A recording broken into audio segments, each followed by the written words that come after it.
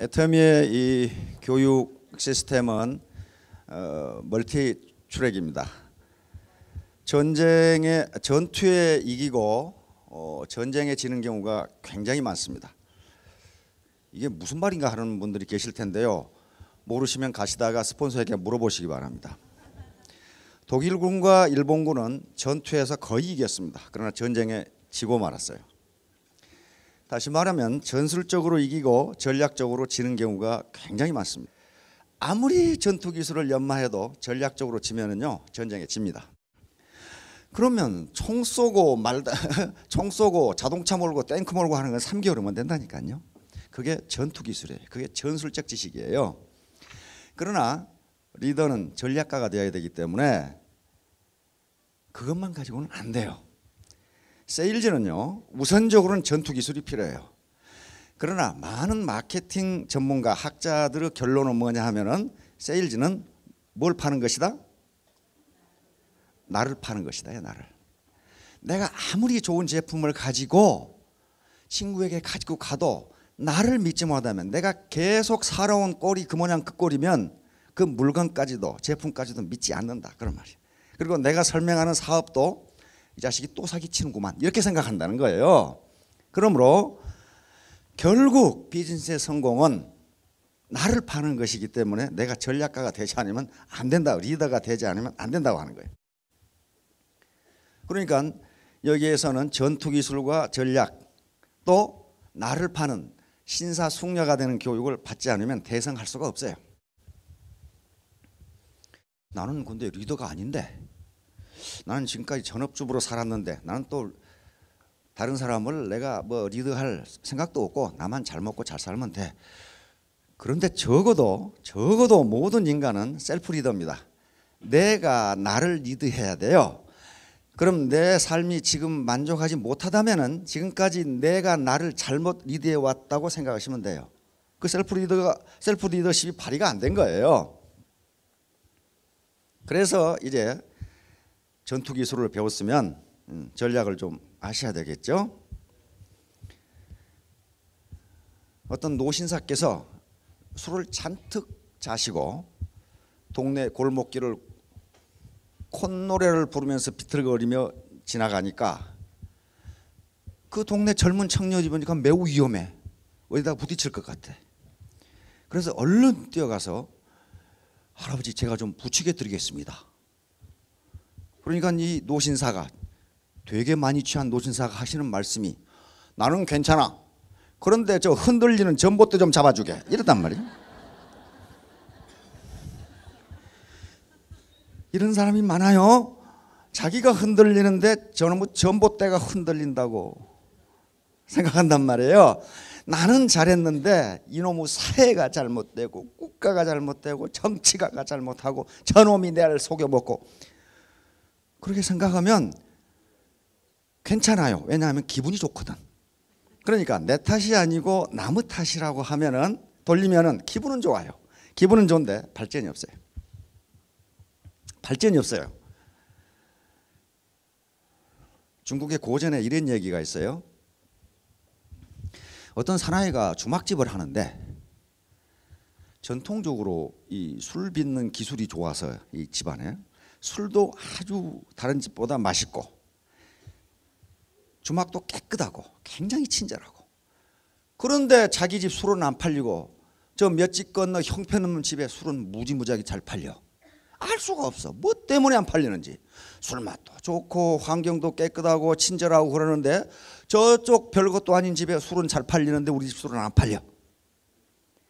이게 뭐 때문일까? 암만 생각해 봐도 원인을 모르겠어. 그래서 그 마을에 나이가 많으신 어르신께 찾아가서 저 노인은 알란가 하고 가서 물었어요. 아니 어르신, 우리 집은 이러이렇고 저 집은 저러저러는데 왜 우리 집은 술이 안 팔리고 저 집은 술이 잘 팔립니까? 그러니까 이 노인이 하시는 말씀이, 자네 집에 개가 무섭나? 이렇게 얘기했단 말이에요. 그러니까 아니 노인장, 지금 술 파는 얘기를 하는데 왜 개소리는 무슨 개소리입니까? 이랬단 말이에요. 자네 집에 개가 무섭나? 이랬단 말이에요.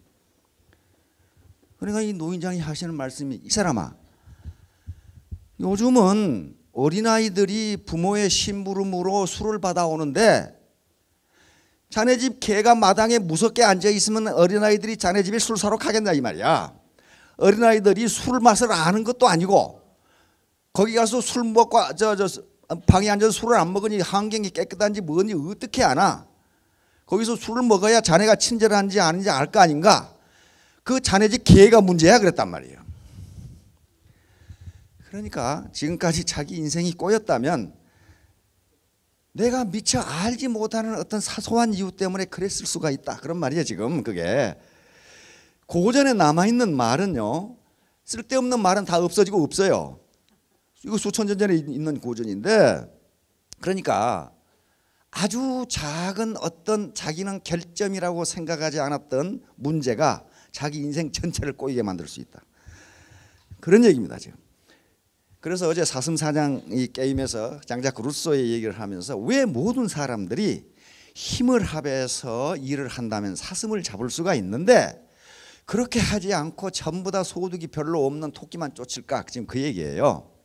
그래서 어제 사회자본 얘기를 하다가 끝났는데요. 2차 대전으로 유럽이 초토화되고 특히 독일은 엄청난 폭격을 받고 일본과 독일은 아주 잿더미가 됐어요. 그런데 전후에 다시 마샬 플랜으로 미국의 원조로 유럽이 살아납니다. 이때 우리 대한민국도 같이 원조를 받았어요. 가장 많이 원조를 받은 나라 중에 하나가 우리 대한민국이에요. 그래서 전부 살아났어요. 그러니까 경제학자들과 정치학자들과 세계 국제사회 리더들은 후진국도 자본만 제공해주면 빈곤에서 벗어날 수 있겠구나. 둘 다 하나는 동양에 있고 하나는 서양에 있는데 일본, 독일이 2등, 3등 국가로 올라서 버렸어요. 미국 다음에 일본, 그 다음에 독일이었거든. GDP가, 경제 규모가. 그런데 후진국에 대해서 계속 원조를 해줘도 빈곤에서 벗어나지를 못해요. 그래서 원래 경제 이론에는 경제가 발전하면 사회 발전이 따라온다 그랬어요. 그런데 암만 원조를 해줘도 경제 발전이 이루어지지 않으니까 사회 발전도 안 돼. 그런데 그게 순서가 뒤바뀌었다는 걸 나중에 알았어요. 사회 발전이 되지 않으면 경제 발전도 되지 않는다, 이렇게 된 거예요. 그러면 사회 발전이라는 게 그 개념을, 사회 자본이라는 개념을 보면 사회 발전이 무엇인가를 알 수가 있어요.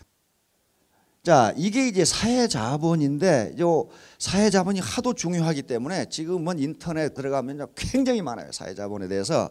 그럼 구체적으로 이것이 무엇인가를 보면은 저거로구나 알 수 있어요. 요게 일본 분입니다. 프랜시스 후쿠야마라고 하는 일본계 미국인인데요. 하버드대 교수, 그다음에 조지타운대 교수, 세계적인 석학입니다. 자, 그런데 그러면 사회자본이 무엇이냐 하는 연구는요, 어디에서부터 출발을 했냐면은 왜 부자는 계속 부자로 살고 가난뱅이는 계속 가난한가, 여기서 출발했어요. 그 이유가 뭐냐 하는 거예요. 뭐냐, 왜 사회적 계층 이동이, 즉 밑바닥의 가난뱅이들이 부자로 올라서는 게 왜 그렇게 어려운가, 프랑스에서부터 연구가 시작됐어요. 이런 의문이잖아요. 그렇잖아요. 여러분들요, 가난한 사람들이 더 열심히 일해요. 아침부터 저녁까지. 부자들은 좀 약간 게을러. 그런데도 부자야. 그런데 그 사회적 계층 이동이 되지를 않아. 그래서 연구를 시작하다가 나온 개념이 사회자본이라는 개념이에요. 그래서 프랑스 학자들은 부자들은 사회자본이 많고 가난한 자들은 사회자본이 없다, 이렇게 된 거예요. 그래서 도저히 뒤바뀌지를 않는다. 부자는 점점 부자가 되고 가난뱅이는 점점 가난해진다. 요 결론을 내는 거예요. 그러면 사회자본이 뭐냐는 거예요. 우리가 화폐자본은 알겠고, 그다음에 이 물적자본, 이 강당도 자본이거든요. 물적자본은 알겠는데 사회자본은 뭐냐? 현대에 와서는 이제 사회자본이 경제발전의 원동력이다, 이렇게 된 거예요 지금. 그러면 사회자본이 뭔지 봅시다.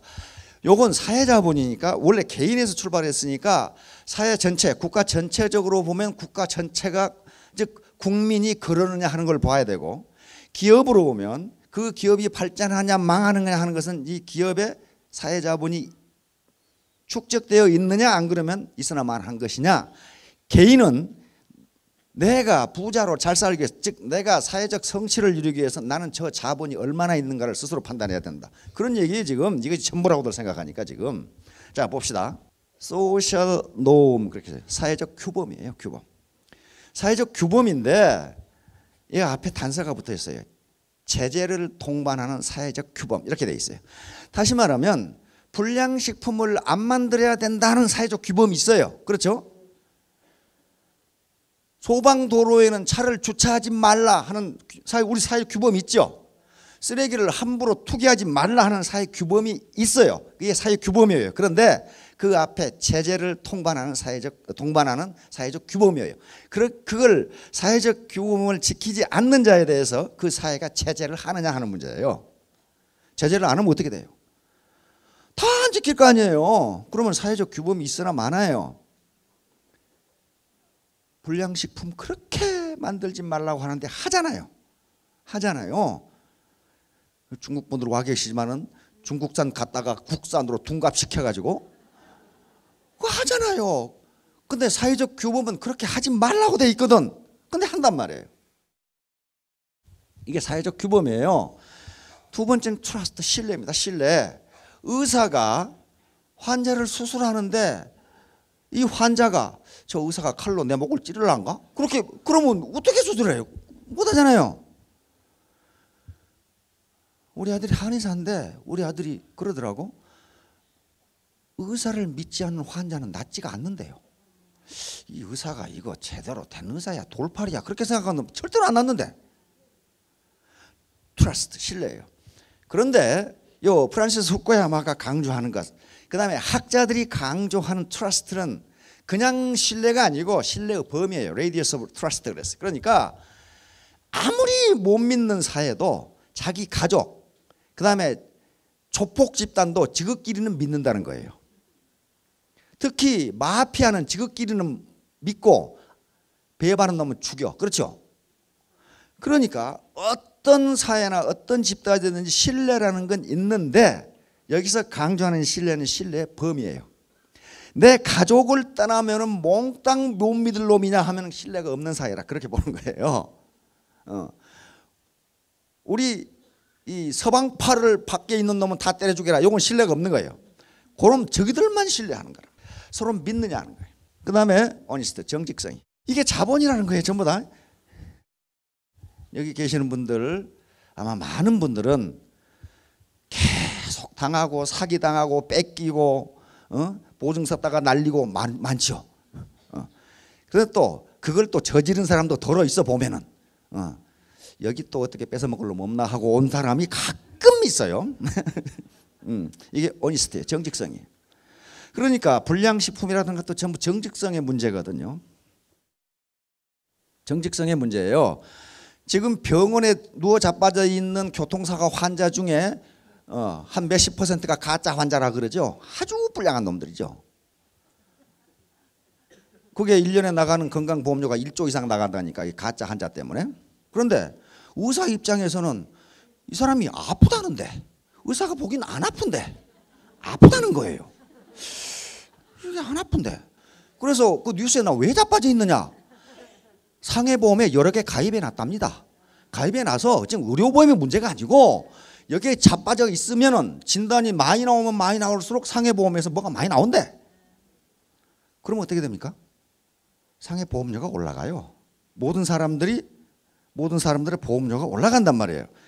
이게 정직성과 이 사회가 생산성이 높겠느냐 하는 거예요.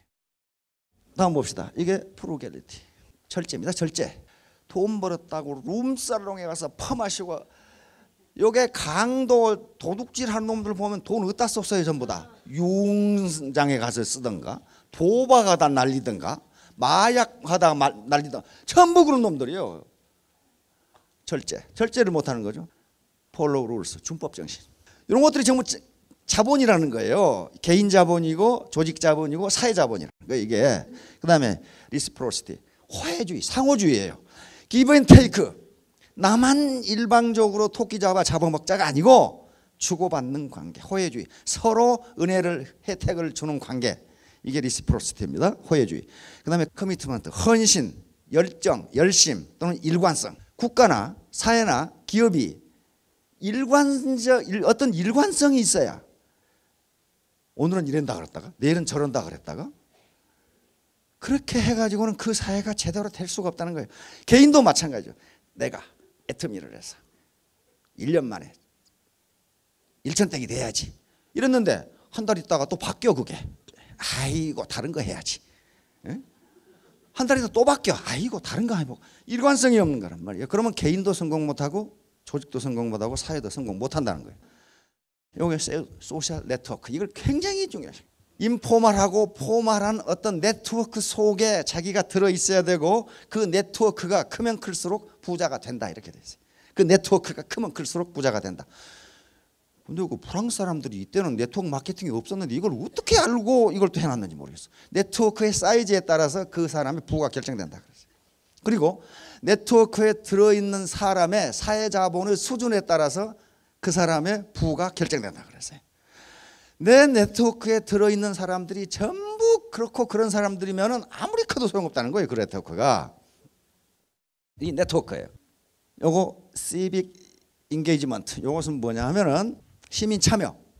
시민들이 여러 시민 단체가 있고 봉사활동 단체가 있고 여러 심지어는 반상회까지 다 있단 말이에요. 지금 이게 시민 참여예요. 시민 참여. 요 연구는 많은 곳에서 이루어졌는데 주로 이태리에서 많이 이루어졌어요. 이태리 도시들이 어떤 도시는 잘 사는데 어떤 도시는 되게 또 못 산답니다. 어디가 주로 못 사냐면 마피아들이 있는 데가 못 산대요. 그런 데는 시민 참여가 전혀 없어요. 다시 말하면 어떤 지방자치단체에서 뭔가 잘못하는데 시민단체가 있으면 당신들 왜 예산을 이렇게 낭비하느냐. 그게 시민 참여예요. 그렇죠? 그리고 지금 우리 지금 도시의 청소년 문제가 이렇게 있는데 우리 시민단체에서 그 문제를 해결하자. 이게 시민 참여예요. 그런데 그러든가 말든가 내버려둔 사회는 그런 도시는 굉장히 범죄가 많고 못 살더라. 그런 말이에요 지금. 옛날 공산주의 사회가 그랬어요. 북한이 저렇게 알거지가 된 게 시민 참여가 전혀 없어요. 단체가 딱 하나예요. 국가, 노동당. 그밖에 없어. 그러니까 다양한 목소리가 나오지 않아요. 그러니까 지금 네트워크 애터미에서도 각 네트워크에 구성되어 있는 사람들의 참여 정도에 따라서 소득의 크기가 결정된다. 그런 얘기예요 지금. 바런티어. 바런티어 잘 아시죠? 자원봉사. 자원봉사가 많은 나라일수록 선진국이고 잘 살아요. 나만 잘 먹고 잘 살자. 우리가 균형 잡힌 삶에서 얘기하는 사회적 기여가 이거란 말이에요 지금. 그 사회가 더 잘 살더라. 그런 얘기예요. Keep the promise. 약속 지키기. 약속 지키기예요. 회사가 절대 가격, 절대 품질했으면 그 약속을 지키느냐 안 지키느냐예요. 그다음에 모든 사람의 여러 가지 스펙에 관계없이 성공할 수 있다. 그 약속이 지켜지느냐 안 지켜지느냐. 물론 개인 간의 약속도 마찬가지예요. 여러분들 어떤 리크루팅을 할 때도 마찬가지예요. 지금까지 계속 자기가 약속을 지키고 살아왔으면 친구가 나한테 상당히 호감을 보일 거고 맨날 거짓말만 했으면 어떡해. 안 믿어요. 그다음에 타스크, 그다음에 듀티, 미션. 전부 다 임무, 자기가 해야 할 의무 이런 것들이에요. 저도 조직생활을 좀 많이 했는데 우리나라에서 조직생활 그러면 조폭을 얘기하는데 그거 아니고 포멀한 조직에서 있었는데 계속 불평만 하는 사람이 있어요. 이거 말이야 이건 이렇게 해야 되고 저건 저렇게 해야 되고 그런데 자기는 아무것도 안 해. 자기는 안 해. 자기 뭣도 심어야 되고 뭣도 심어. 그럼 지가 심으면 될 거 아니야. 안 해 자기는. 그런데 그 사람은 사회 나가서도 가난뱅이로 살더라고. 왜냐면 거기 나가서 또 불평이야. 정치하는 놈들이 이래가지고 말이야 팍 어떻고 그러는데 그 사람 행동 보면 그 사람은 똑같이 해. 그러니까 이게 뭐예요? 타스크, 듀티, 미션. 자기가 해야 할 일을 하고 있느냐 하는 거예요. 우리 스폰서 보기 싫다고 하지 말고 나는 과연 파트너로서 내 일을 하고 있느냐. 이게 타스크고 듀티고 미션이에요. 팀워크. 팀워크가 되는 사회, 팀워크가 안 되는 사회. 팀워크가 되는 집단, 팀워크가 안 되는 집단. 소득의 차이가 나는 건 틀림없죠? 틀림없어요. 그러니 팀워크가 잘 된다는 것은 뭐예요? 몽땅 희벌합해서 사슴을 잡는 팀이에요. 팀워크가 안 된다는 건 전부 토끼 잡으러 다 가버렸어. 그 다음에 카인드니스, 친절성. 불친절한 사람에게 누가 그 사람하고 친구를 하겠어요. 근데 호스피탈리티, 환대, 환심. 자기 센터에 누군가가 찾아왔을 때 그 사람이 다시 오고 싶은 마음이 생기도록 환대를 해야지. 꼭 무슨 물질을 준다 그런 얘기 아니에요. 그렇지 않은 센터가 어떻게 발전하겠느냐 그런 말이에요. 지금 코퍼레이션 협동이에요. 협동, 협력. 그다음에 트랜스페런스는 투명성입니다. 투명성. 자기가 숨기는 게 없어요. 숨기는 게. 뒤가 구린 사람들이 숨기는 게 많아요. 숨기는 게. 나중에 파보면 고구마 한 쿨 잡아다니면 고구마 딸려 나와 다 나와. 그걸 왜 숨기냔 말이야. 트랜스페런스. 국제 트랜스페런스 인터내셔널이라는 게 있죠. 국제 투명성 기구. 거기서 측정하는 게 뭐냐? 부패 지수를 측정해요. 부패 지수. 그 사회가 얼마나 부패했냐. 그런데 우리가 선진국이라고 하는 나라 순서 그리고 1인당 GDP 순서를 보면요. 요 투명성하고 거의 비례해요. 거의 똑같아요. 다시 말하면 부패한 나라는 가난하다. 세계에서 가장 부패한 나라 국제 투명성 기구 TI가 발표한 것은 어디가 가장 부패했겠어요? 꼴찌 178개 국가를 조사하거든. 그래서 어디가 가장 부패하냐? 꼴찌로 아주 공동 꼴찌로 나오는 게 소말리아, 그다음에 미얀마, 북한. 북한이 뭐 부패했느냐?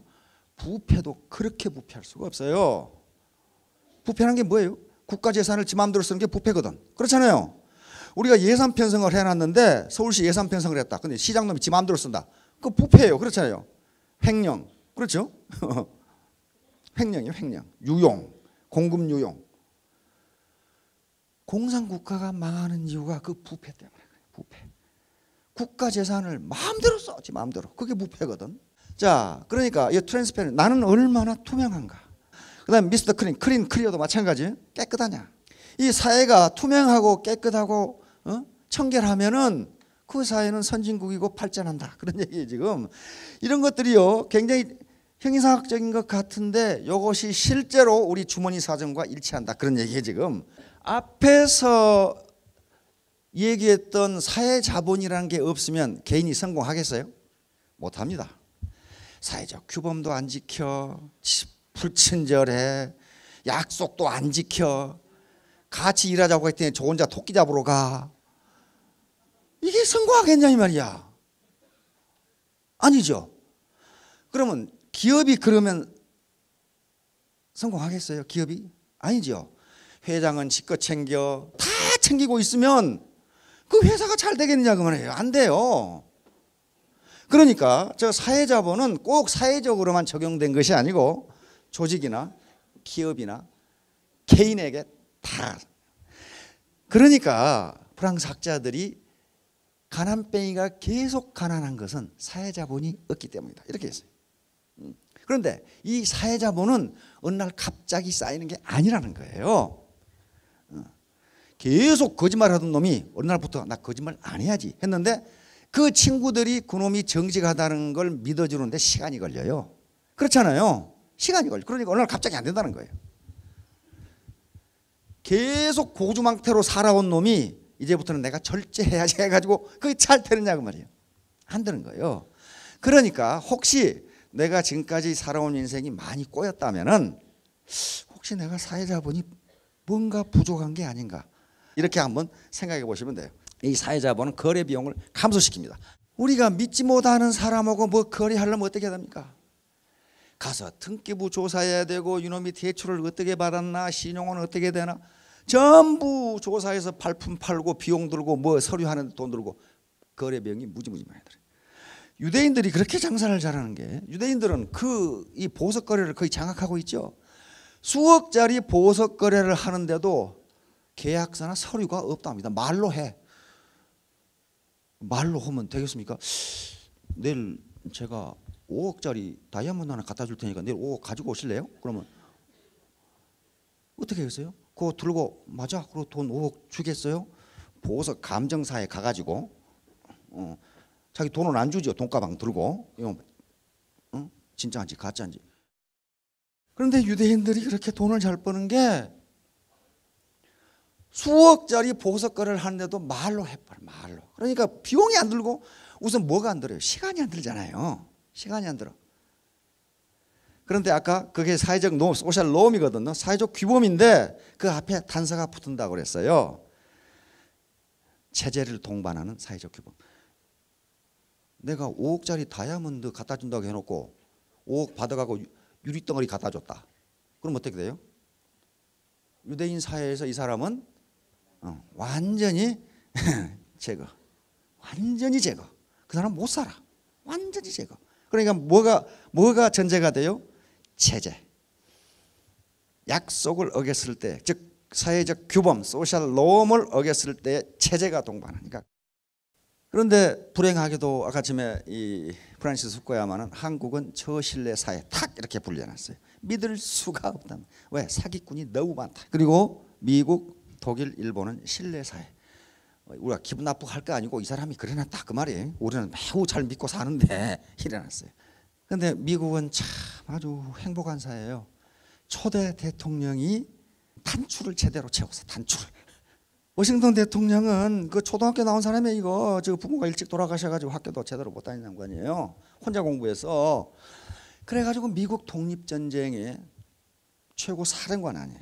독립전쟁을 승리로 이끌어서 미국이 독립을 하니까 모든 권한을 의회에 위임하고 집에 갔습니다.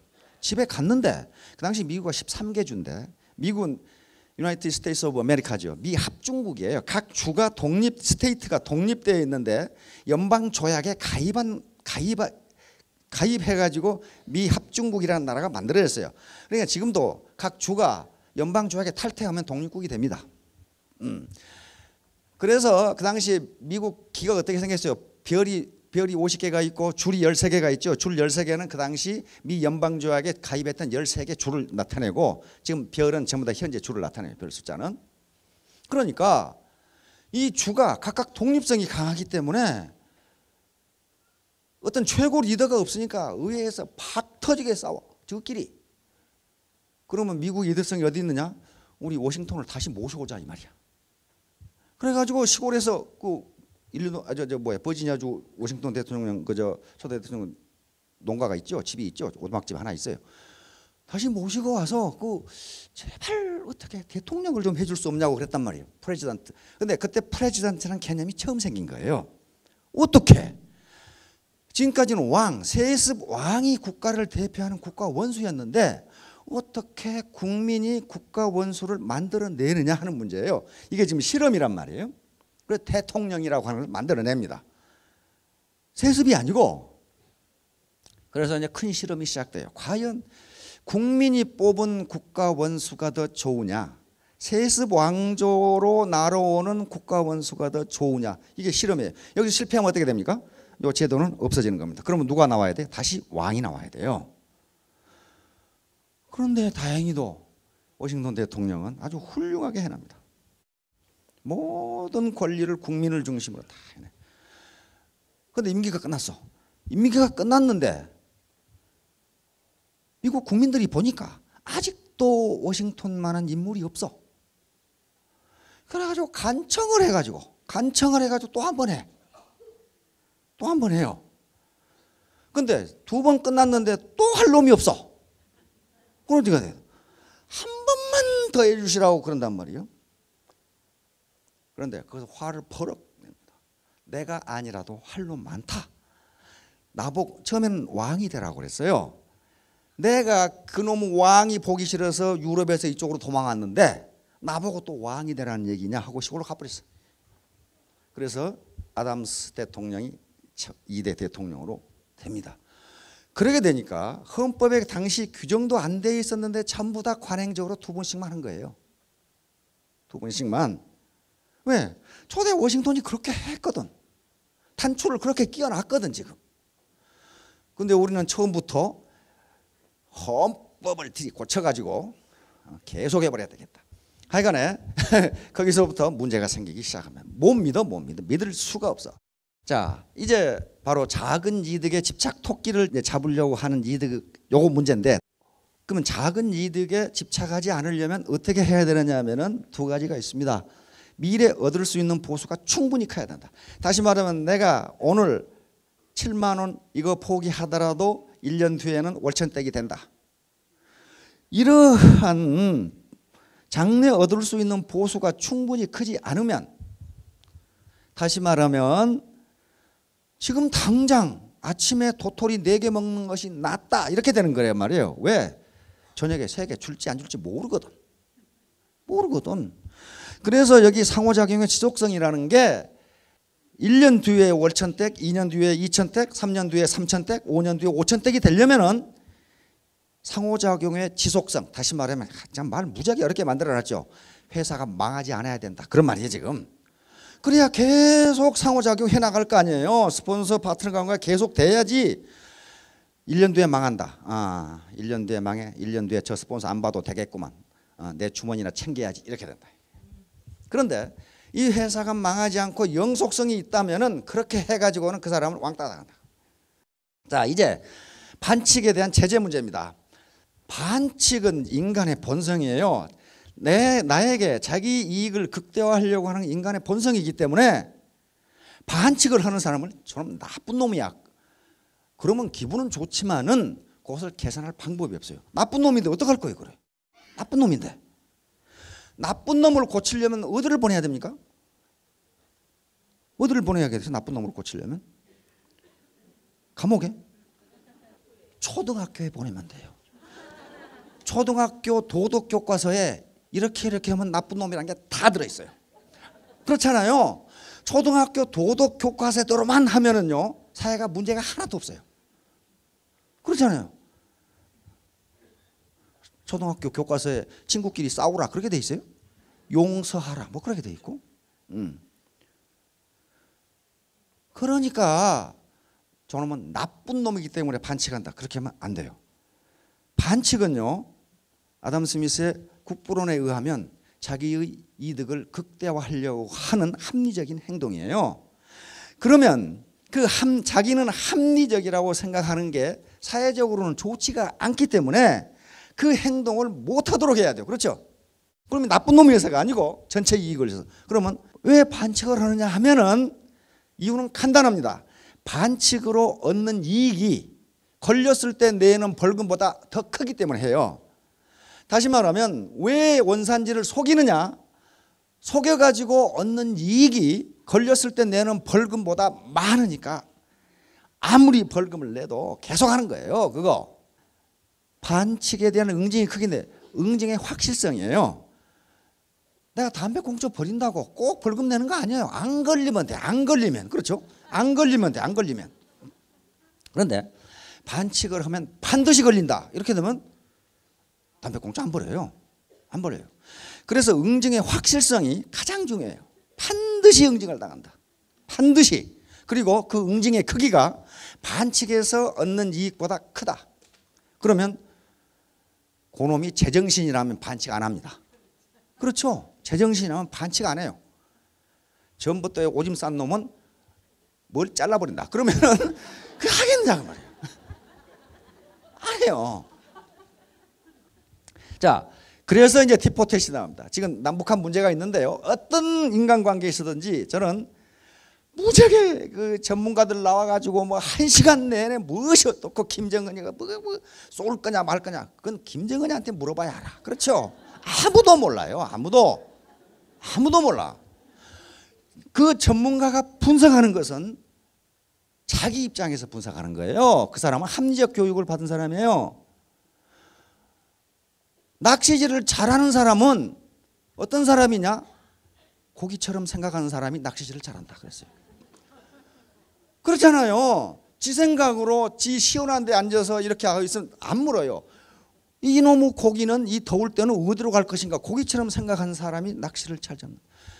고기를 많이 잡는다. 그렇듯이 김정은이가 뭐라고 생각하는지 그 주변의 그 권력자들은 뭘 하는지 그건 그놈한테 물어봐야 알아. 근데 그놈도 몰라. 왜냐하면 마음이 자꾸 바뀌거든. 그놈도 몰라요. 우리는 결과밖에 모릅니다. 결과밖에 몰라요. 그러므로 티포텟 이게 티포텟이면 네가 잡아다니면 나도 잡아다닌다. 그렇잖아요. 네가 때리면 나도 때린다. 네가 악 쓰면 나도 악 쓴다. 리시프로시티, 호혜주의, 상호주의예요. 네가 하면 나도 한다. 자, 이 4가지 전략이 있습니다. 애터미 사업을 하건 남북 관계를 이해하건 다른 나라 관계를 이해하건 조직과 조직 간의 관계를 이해하건 요것처럼 심플하고 심플하고 적용하기 쉽고 효과 있는 전략은 없어요.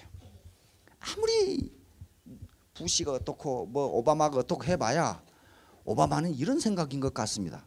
그건 오바마한테 물어봐야 알아요. 물어봐야 하는데 오바마 저도 몰라. 왜냐하면 자원하면 바뀌거든 그게. 그렇잖아요. 그러면 자, 이 전략대로 하세요. 처음에 어떻게 한다고요? 무조건적으로 협력한다. 무조건적으로 파트너를 믿고 무조건적으로 스폰서를 믿고 무조건적으로 고객을 믿는다. 그러나 계속 그렇게 하는 건 아니다. 그놈이 반칙을 하면 즉각 응징한다. 이거 즉각이에요. 즉각. 이건 100만 번의 컴퓨터 게임으로 해보니까 이게 제일 좋더라는 거예요. 그래서 인간이 그럴 수가 있느냐. 2번은 봐줘야지. 그렇게 했더니 2번을 이용하는 놈이 많이 생기더라 이거야. 한 번 반칙하고 또 반칙해.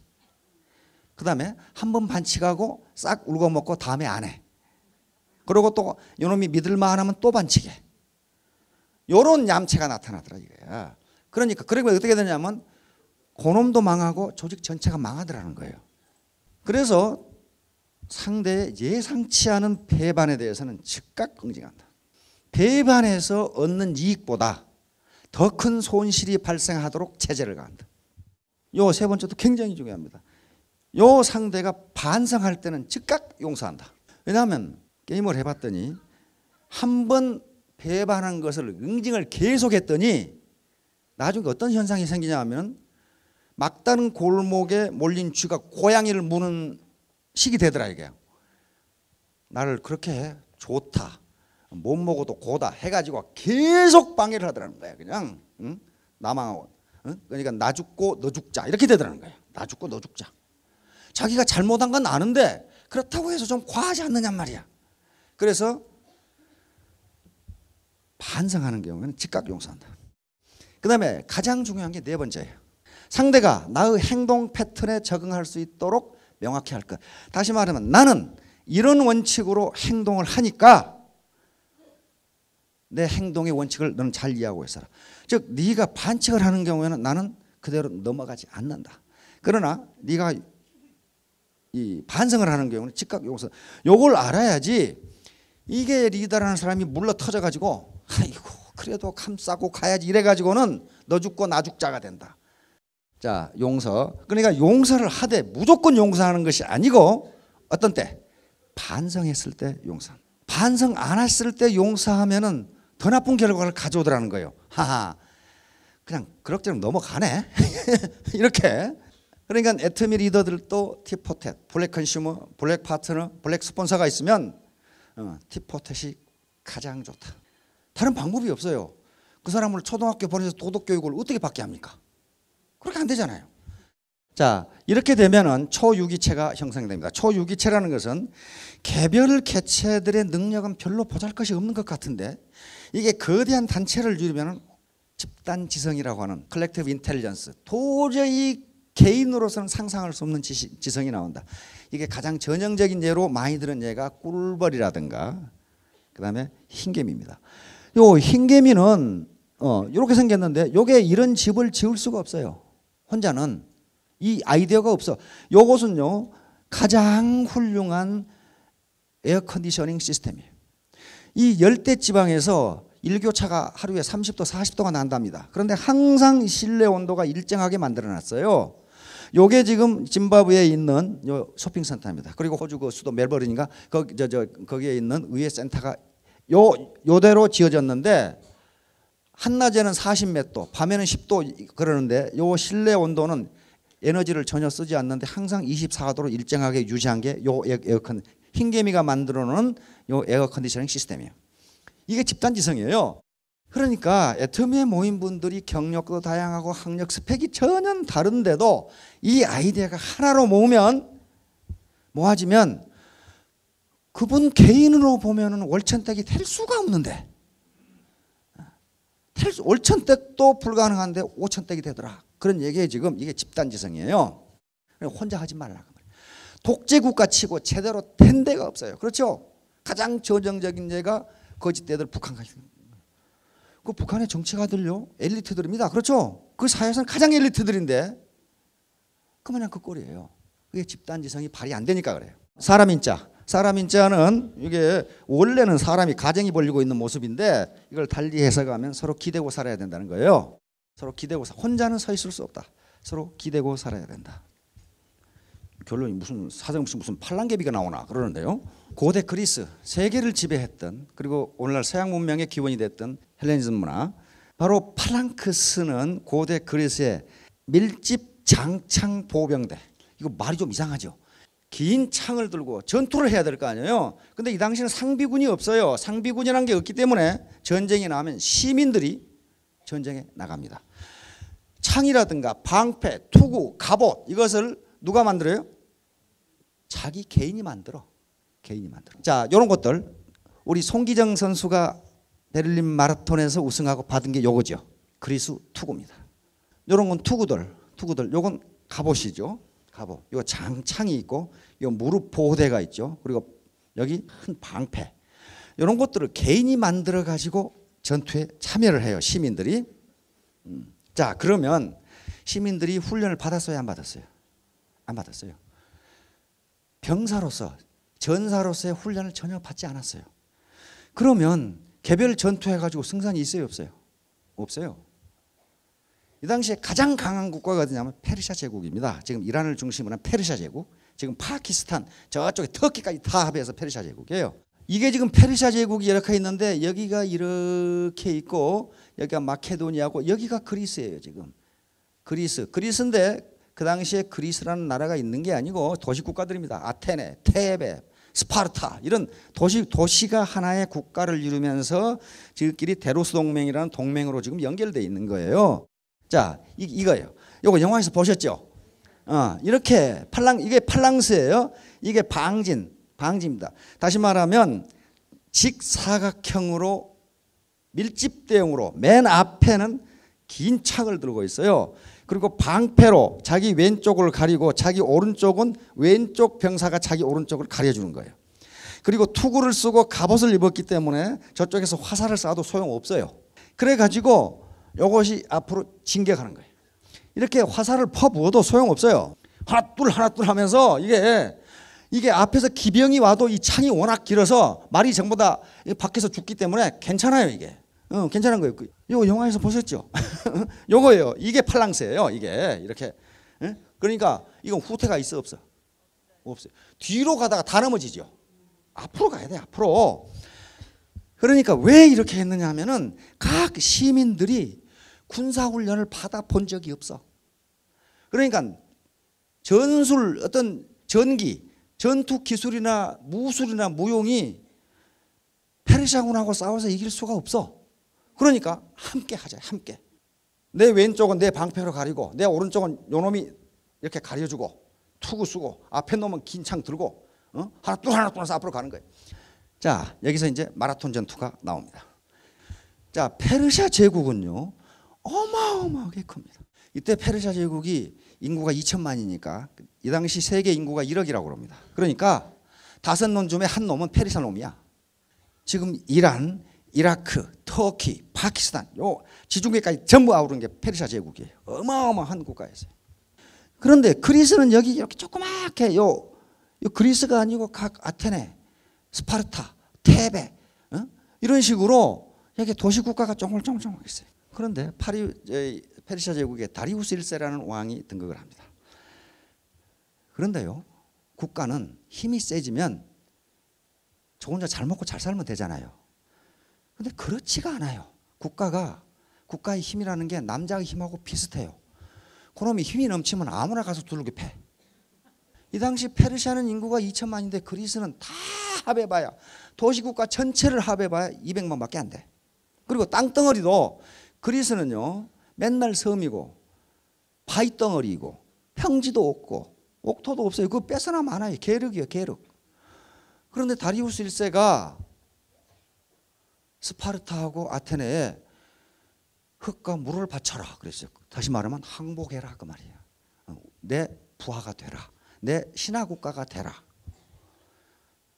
그런데 그리스와 아테네와 스파르타는 이런지하에 거부를 합니다. 그럼 어때요? 내가 그럴 줄 알았어. 이 새끼들을 갖다가 좀 손 좀 봐줘야지. 손 좀 봐주기로 왔어요. 손 좀 봐주러.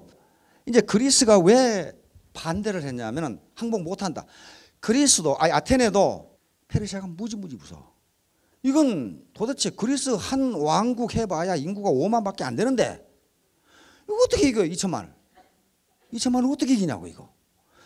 그래서 요게 이제 항복을 하라고 그러니까 거부했어요. 왜냐하면은 그리스는 그 당시 민주화가 되어 있었어요. 민주화. 그 앞에 페이시스트라토스라는 요 집정관, 요 독재자가 독재를 하고 있었는데 요 사람을 몰아내고 그리스가 민주국가를 만듭니다. 민주국가를 만드는데 요 가문이 전번 독재자가 페르시아의 망명에 있었어. 망명에 있어요. 그런데 이때 그리스 아테네 지역과 페르시아하고는 사이가 나쁜 사이가 아니에요. 그러니까 만약에 페르시아에 항복하면 이 사람들이 뭘로 오겠어요? 다시 총독으로 오게 돼. 그렇죠? 총독으로 오게 되면 너 옛날에 나 쫓아냈지. 어떻게 되겠어요? 피해 숙청이 계속됩니다. 다시 말하면 그리스에 현재 남아있는 귀족들은 다 죽어. 그렇죠? 그 다음에 시민들은 왜 결사반대했느냐? 자유의 맛을 봤어요. 자유가 무엇인지를 알아. 지금까지 독재자에게 찌들어 살다가 민주화가 되면서 자유가 무엇인지를 알아.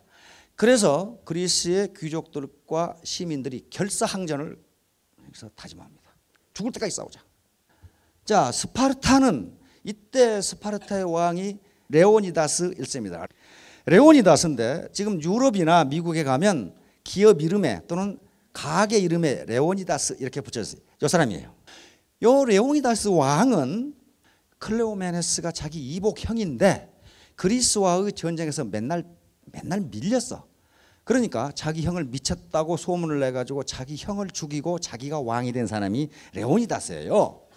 근데 원래 클레오메네스 왕은 굉장히 용감한 왕으로 페르시아에 항복해 본 적이 없는 왕이에요. 그런데 그 형을 죽이고 자기가 왕이 됐으니 만약에 자기가 페르시아에 항복하면 어떻게 됩니까? 저놈이 저거 겁쟁이로구나 이렇게 된단 말이에요. 그래서 스파르타도 항복을 할 수가 없어. 죽을 때까지 싸우자 이렇게 된 거예요. 그래가지고 이제 아테네하고 스파르타가 동맹을 맺어서 해군을 아테네가 지휘하고 육군을 스파르타가 지휘하기로 하고 동맹을 맺습니다. 그래서 전투가 시작돼요. 그래가지고 여기서 이제 페르시아군이 이렇게 해가지고 20만 명의 군대를 이끌고 아테네를 침공하기 위해서 여기 상륙합니다. 상륙하는 평원이 마라톤 평원이에요. 마라톤 평원에 상륙을 합니다. 아테네에서는 1만 명의 군대를 편성해가지고 마라톤 평원으로 달려갑니다. 여기 지금 마라톤 평원입니다. 마라톤 평원에 페르시아군이 이렇게 함대를 이끌고 20만 명이 여기 상륙한 거예요. 페르시아군이 이렇게 방진을 형성해서 이제 공격 준비를 하는데 아테네군은 수가 적어. 여기는 20만이고 아테네군은 10,000명밖에 안 돼. 그러니까 어때요? 아테네 시리에서는 아테네 도시국가에서는 우리는 죽었다 이렇게 생각했어요. 그런데 이걸 지휘하는 장군이 데미스토클레스였는데 아테네의 방진은 견고합니다. 근데 수가 적어. 수가 적으니까 부대를 양쪽으로 날개로 빼가지고 선제 공격을 해버렸어. 다시 말하면 페르시아군의 옆구리를 쳐버린 거야. 옆구리를 쳐버리니까 페르시아군이 어떻게 되겠어요? 혼비백산해가지고 이렇게 된 게 난리 법석이 일어난 거예요. 그래가지고 도망을 가는데 제수대가리 없이 양쪽에 늪지대가 있어. 이게 페르시아군이 도망을 가는데 늪지대가 있어가지고 늪지대에 사정없이 빠져 죽어. 그래가지고 10,000명으로 20만 명을 격파하고 아테네 전사 192명, 페르시아 전사 6,400명 이렇게 된 거예요. 이 페르시아군이 아테네 방진을 뚫지를 못했어요. 워낙 강하니까 앞으로만 가지 이놈들이 뒤로 갈 줄을 몰라. 장창을 하고. 그 패인이 두 가지입니다. 첫째는 페르시아군은 왕이 무서워서 전쟁에 가라니까 갔어. 그러니까 싸울 의지가 별로 없어. 아테네 시민들과 귀족들은 이 전쟁에 지면 자기들이 다 죽어. 그러니까 아주 결사항전을 한 거예요. 결사항전. 그러니까 죽을 각오를 하고 싸운 놈하고 걸음아 날 살려라 한 놈하고는 전쟁이 안 된다. 이렇게 해서 이제 마라톤 전투에서 1만 명의 그리스군의 팔랑스를 앞세워서 20만의 페르시아군을 격파합니다. 이것이 세계 역사상 동양과 서양이 붙어서 서양이 이긴 최초 전쟁. 1만 명으로 20만을 격파해버렸어요. 그러니까 그 뒤에 영웅담이 많이 만들어집니다. 그 중에 하나가 마라톤이에요. 페이디피데스라는 젊은이가 그리스 아테네에서는 우린 죽었다 하고 생각하고 있는데 이겼거든. 그래서 마라톤 평원에서 아테네까지 42km를 달려가서 우리는 이겼노라 하면서 그냥 그저 쓰러져 죽었다. 그렇게 돼 있어요. 근데 뒤에 만들어낸 얘기랍니다, 사실은. 근데 페이디피데스가 달린 건 틀림없어요. 자, 그래 가지고 요게 이제 근대 마라톤이 1896년에 만들어지면서 마라톤 경주가 정식 육상 경주로 등록이 됩니다. 그래서 그 당시에 달린 코스는 마라톤 평원에서 아테네 스타디움까지 그게 나중에 재보니까 36점 몇 킬로였어요. 그런데 올림픽이 계속되면서 마라톤의 거리가 그냥 그 나라 코스 사정에 따라서 40km 전후에 달렸는데 이렇게 해가지고는 무슨 기록을 잴 수 있느냐. 그래가지고 파리 대회 때 런던 올림픽에서 사회 런던 올림픽에서 런던 여왕이 이 숙소인 윈저궁에서 런던 올림픽 스타디움까지 달린 거리 이게 42.195km예요. 이게 마라톤 거리가 된 겁니다. 이것이 마라톤 경기가 됐고 그래서 마라톤 경주에는 아랍 국가들은 참가하지 않습니다. 졌잖아요. 20만 명이 10,000명한테 깨졌거든. 미쳤다고 빤스 입고 뛰겠냐 그 말이야. 그거 축하한다고 왜 뛰냐 말이야. 그거 아예 마라톤 자체를 안 해요. 아랍에서. 이게 마라톤 전투거든요. 여러분들이 전쟁에 졌는데 그거 축하한다고 뛰겠어요? 빤스 입고? 안 뛰어요. 자, 이게 지금 그리스의 도자기라든가 한데 페이디피데스가 뛰는 모습을 마라톤에서 아테네까지 뛰는 모습을 그려놓은 겁니다. 자, 이렇게 되니까 다리우스 1세는 화가 무지무지 났어요. 어떻게 20만 명이 10,000명한테 깨지냐 이 말이에요. 그래가지고 이놈 새끼들 다시 한번 손을 봐줘야 되겠다 하고 손볼 준비를 하다가 죽어버렸어요. 그래서 그 아들인 크세르크세스, 요건 오페라도 있죠. 크세르크세스. 크세르크세스가 이놈 새끼들 다시 한번 손을 봐줘야 되겠다 해가지고 10년간 전쟁 준비를 해가지고 침공하는데 이때 책마다 병력이 몇 명이야 하는 게 다릅니다. 가장 많은 것은 200만 명. 그런데 지금 현대 역사가들은 80만 명 정도 된다고 보고 있습니다. 80만 명의 병력을 이끌고 다시 아테네를 칩니다. 이때 스파르타는 육군을 지휘하고 아까 레오니다스 왕이 육군을 지휘하고 해군은 데미스토클레스가 지휘하기로 했어요. 그런데 총사령관은 아테네의 데미스토클레스예요. 데미스토클레스가 이쪽에 위에서 이렇게 내려오는 페르시아군을 육군을 막아야 될 거 아니야. 스파르타가 육군을 막으려고 보니까 대평원에서는 싸우면 안 돼. 저건 군대가 80만 명인데 이쪽에 몇 명 없어. 그래서 레오니다스 왕이 스파르타 전사 300명을 이끌고 협곡으로 나가서 싸웁니다. 이게 300이란 영화 보셨죠? 그거예요. 테르모필레스 전투입니다. 테르모필레 전투. 자, 그런데 스파르타 전사 300명, 그리스 전사 4,000명을 투입을 했는데 처음에 300명으로 한 4,000명 정도의 병력으로 80만 명을 막아냅니다. 대단하죠? 그런데 거기 배신자가 생겼어. 영화에 배신자 나오죠, 늙은이. 배신자가 생겨서 그 협곡을 우회하는 도로를 알려줌에 따라 레오니다스 왕은 스파르타 전사 300명과 기타 몇 명을 빼고 전부 후방으로 철수시켰어요. 그리고 거기서 300명이 전원 전사를 합니다. 이때부터 스파르타는 강하다. 여기에 되겠어요. 스파르타는 강하다. 한 놈도 살아남지 않고 다 죽을 때까지 싸운다. 스파르타에 함부로 덤비지 마라. 그래서 미국이나 유럽의 기업 이름에 레오니다스가 많아요. 우리도 죽을 때까지 싸운다. 그 말이거든요. 이거야 이게 지금 페르시아인데 여기 붙어 있어. 여기 지금 여기요. 아테네는 여기 붙어 있다고. 요거 하고 그러니까 뭐예요 이게? 코끼리하고 토끼하고 지금 싸우는 거예요 지금 여기서. 레오니다스 왕이 스파르타 300명의 전사가 전원 전사해 버립니다. 그러니까 어때요? 파죽지세로 아테네를 점령해버려요. 그런데 데미스토클레스 장군은 아테네의 병력, 아테네의 시민을 몽땅 섬으로 전부 이주시켰어요. 그리고 아테네에서 싸워서는 승산이 없다고 생각하고 아테네를 비워줘 버렸어. 그세르크세스가 아테네를 점령해 보니까 개미 새끼도 없어. 다 도망가고 있어. 어디로 갔나 봤더니 섬으로 갔어요. 섬으로 갔는데 뭐 하려고? 섬에서 해군으로 결판을 내려고. 살라미스 해전이 벌어지는데 살라미스 바다로 유인한 게 페르시아의 군함은 커가지고 바다가 좁아가지고 기동력이 떨어져. 한번 돌라면 잘 못 돌아. 그리스의 군함은 작아. 그러니까 날렵해. 그래서 살라미스 해전에서 페르시아 군함을 격파해버립니다. 그래서 2차 전쟁에서 또 이겨. 또 이겼어요. 그래서 그레스는 철수시킵니다. 왜? 해군이 전부 격파돼버린 거야. 서양에 가면은 레오니다스의 동상이 많이 서 있어요. 왕으로서 300명의 전사를 이끌고 80만 명을 막아냈던 그 왕이에요 지금. 자, 그럼 애터미도 팔랑크스가 있어야 되겠죠. 왜 팔랑크스를 제가 인용을 했냐면은 왜 그리스군이 팔랑크스를 만들었는가? 각자가 전투 기술이 없어. 시민들이야 이게. 시민들이니까 서로 팔랑크스로 서로 보호해주고 방어해주고 같이 가지 않으면 20만 80만 페르시아군을 당해낼 수가 없어요. 그러니까 서로 몸을 보호해주고 화살을 막아주고 가면서 앞으로 진격한 거예요.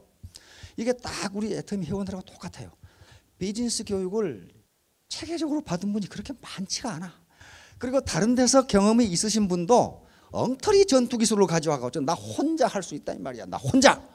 근데 저 혼자 해가지고는 저도 죽고 팔랑스도 깨지고 다 죽어. 안 된단 말이에요. 같이 가야 돼요. 같이. 이렇게 혼자만 토끼를 잡겠다고 방진을 이탈해버리면 그 사람만 죽는 게 아니고 방진, 팔랑크스가 깨져버려요. 깨져버리면 다 망해. 제가 자동차왕 헨리 포드 얘기를 했는데 그 양반이 무슨 말을 해놨는가 봤더니 또 이런 말을 해놨더라고요. Coming together is a beginning.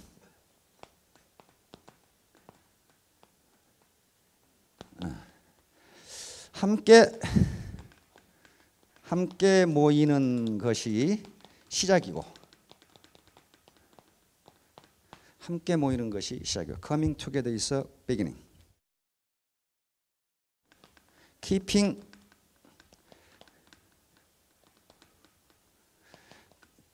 together is progress. 계속 함께 하는 것이 발전이고 계속 함께 하는 것이 발전이고 나 혼자 하지 않는단 말이죠. 계속 함께 하는 것이 발전이고 그다음에 마지막으로 working together. Working together is success. Working together is success. 함께 일하는 것이 성공이다. 함께 일하는 것이 성공이다. 이 양반이 포드는 옛날 사람인데 꼭 우리 애터미 사업자를 위해서 만들어 놓은 말 같아요.